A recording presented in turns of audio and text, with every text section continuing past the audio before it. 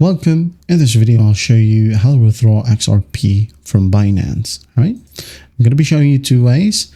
So first one is by sending it to your other wallet, okay, or crypto exchange. And the second one is selling it and directly send the money that was converted to your bank account. Okay. So first one is withdrawing and sending to the other wallet. So what you'll do is just go ahead over to your wallet right here, click on overview. Okay, now once done, click on withdraw. Now select the coin, which is of course XRP. Okay, just go ahead and find XRP right here. Now go ahead and enter the wallet address, of course, from your other crypto wallet. Okay, enter the network, make sure that it matches. If you select Ethereum in your second wallet, we'll make sure that you select Ethereum here as well.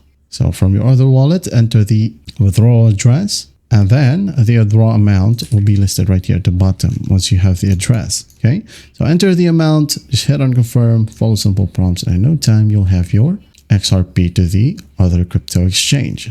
Now the second option is by selling it and directly send it to your bank account. Okay, just to do that, go ahead over to trade right here, click on P2P.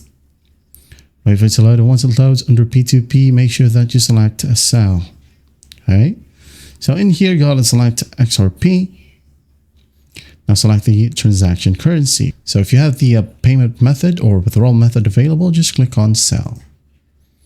Select the amount all or type it down manually. And then you receive this amount right here. Just basically select payment method that you like.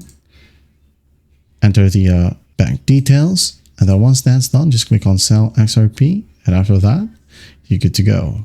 That is it. Also do take note, okay, that will have some notes right here. Read it carefully, and once that's done, just wait for your money to arrive in your bank account. Okay, that's how you withdraw XRP from Binance. Well, I hope this video helps, and I'll see you in the next one.